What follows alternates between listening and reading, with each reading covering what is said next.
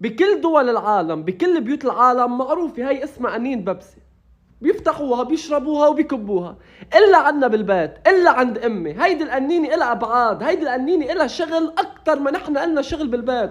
هيدي القنينة إلها 4 5 6 خطوات أول ما يجيبوها. بيفتحوها بيشربوا البيبسي، بتقيمها أمي، بتسكرها، بتليفها، بتنظفها، بتشطفها، بتغسلها. أول 3 أيام نشرب فيها مي.